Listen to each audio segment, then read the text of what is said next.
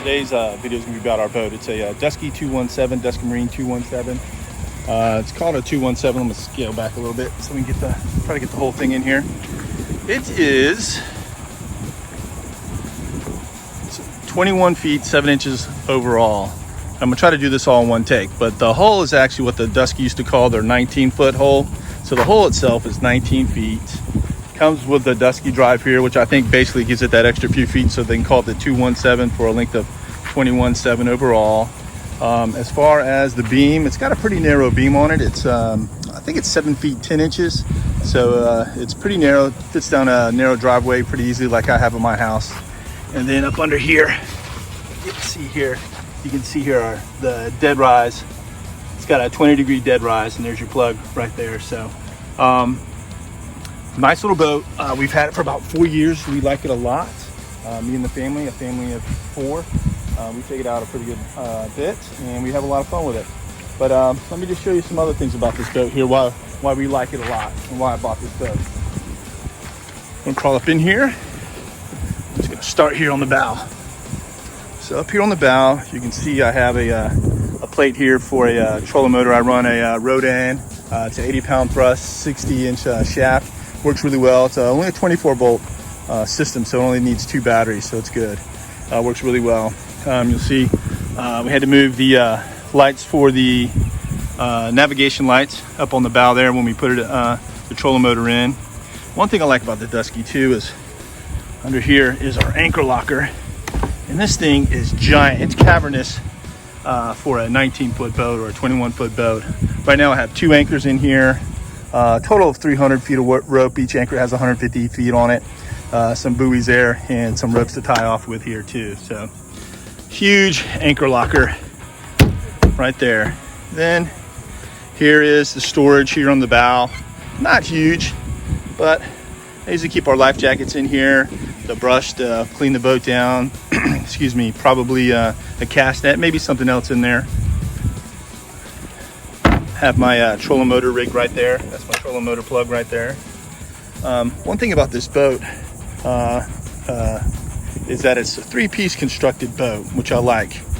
Basically, if you don't know what that is in a nutshell, you have a hull, then you have a deck they lay, and then they lay a cap on top of it, which gives you all this room up underneath here. You can see. So you can add rod holders or cup holders, and they drain right here. Down here, they don't drain down into your bilge or somewhere else in the boat, so you know where they go. So you have all this opportunity to put rod holders and everything up along the rails here. Plus, when you got a 3-piece constructed boat, they're nice and wide, so you can sit on them really easy. They're pretty comfortable, and so like with this big T-top here, it's pretty easy to find shade on this boat. Comfortable place to sit. As far as the center console itself, up front is a nice thickly cushioned seat here. You can definitely fit 2 people up here. And then under here is a massive live well, 40-gallon live well. It's a little dirty. It's hard to keep clean. But one thing I like about this live well here is the way this one's set up is you can put this in here and you can go full 40. Say you want to keep pogies or big mullet alive for some maybe a little offshore fishing or jetty fishing or something like that. But if you want to scale down, you just fold it down in this way, and this will keep mud minnows, live shrimp, and finger mullet for fishing creeks and inshore alive pretty well, so you don't have so much water to dip through. So I kind of like that option right there. It's pretty cool. Close this up.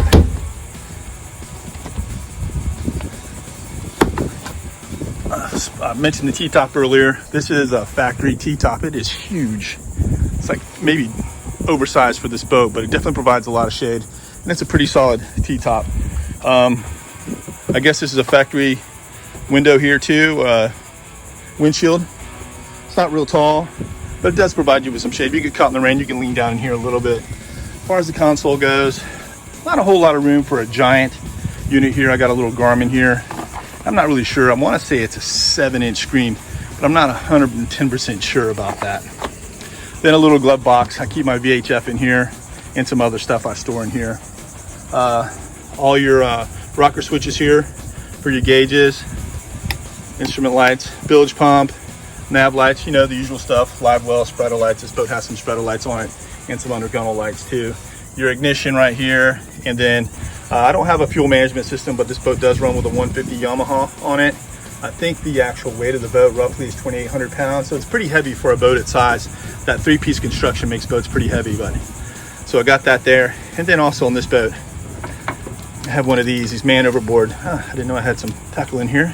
One of these man overboard things. I fish a lot by myself, so I put this on my wrist. If I fall out of the water for some reason, the boat automatically shuts off once I get maybe like 30 feet from it. And then hopefully I got my wits about me and I can swim back to the boat. But I wear it or I put it on one of my kids just in case.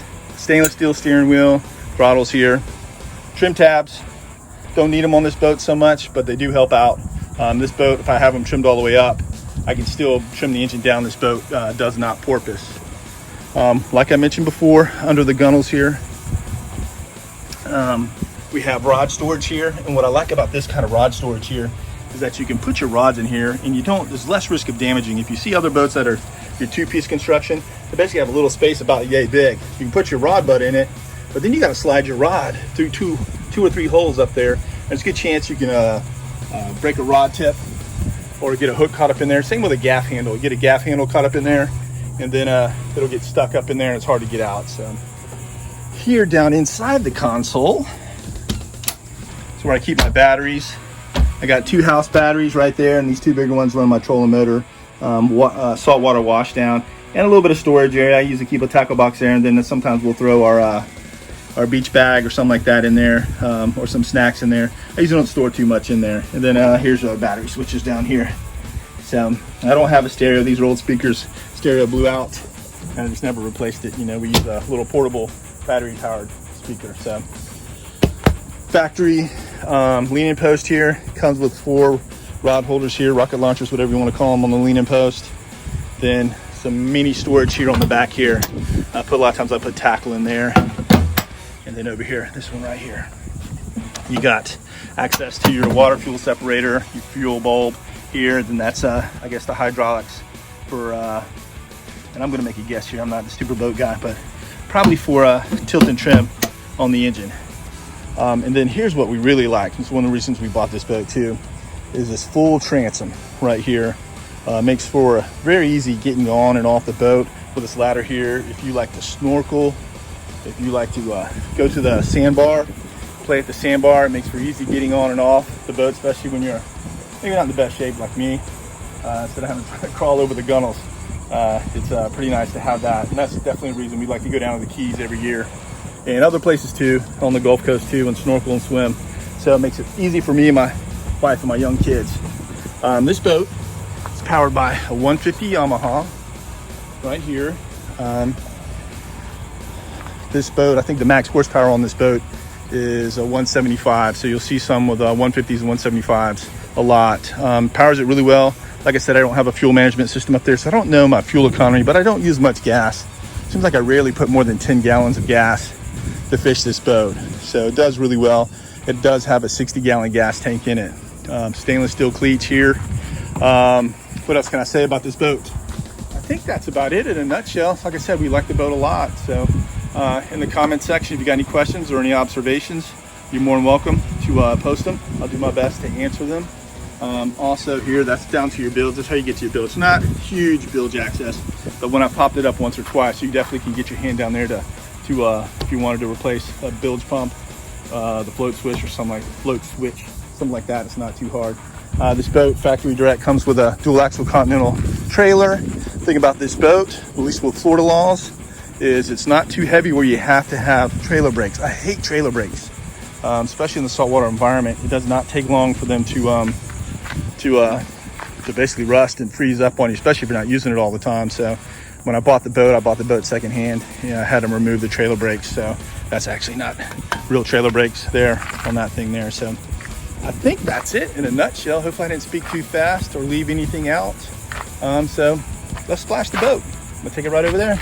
I'll meet you guys over there in the water. All right, kind of getting down. There's a lot of wind out here. I'm gonna run the boat at 4,000 RPMs. That's what I like to run it at a lot, and show you basically what the cruising speed for that is. And then I'm just gonna go ahead and flat out floor it, trim tabs up, engine tilted up a little bit, not too much. I don't want to start porpoising. But anyhow, what I get at top speed. So, and this is GPS speed, it's not through the water speed. So that'll kind of, if I'm going through against the current, I think I'm going with the current. when I do it. So anyhow, that'll kind of give you what I got there. So watch this. All right, here we go. 4,000 RPMs, here we come.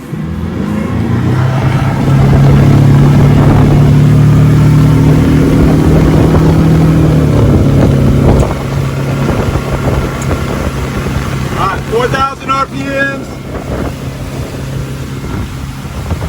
24 miles an hour.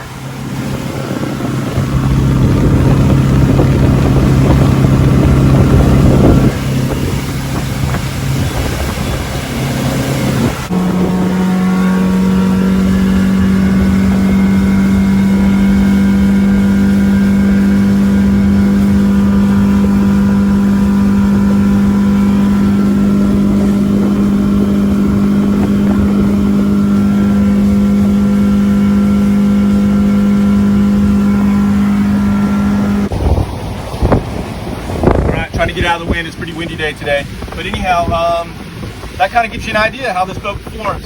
Like I said earlier in this video, I don't know the fuel economy. I'm sure it's pretty bad at 6,000 RPMs. But at 4,000 RPMs, I'm sure you're getting greater than 3 miles per gallon. Like I said, I rarely put 10 gallons in this boat. But I don't really fish too far from where the boat ramp either. But anyhow, that's the performance right there. If you got any questions, leave comments or any suggestions in the comment section of this video. Thank you for watching. All right, I almost forgot how well this boat rides with its 20 degrees of dead rise and that extra weight from that 3-piece build. It handles a cross chop or a wave chop, a wind chop very, very well. Handles most boat wakes pretty well. I will admit, if I'm going to go offshore, I do pick my days, but I don't feel I've ever been in anything out there that this boat can't handle. I've never felt unsafe with my family on board at all. So hopefully this video helps for anybody that's ever thought about getting one of these boats. We like it a lot. And as always, thanks for watching.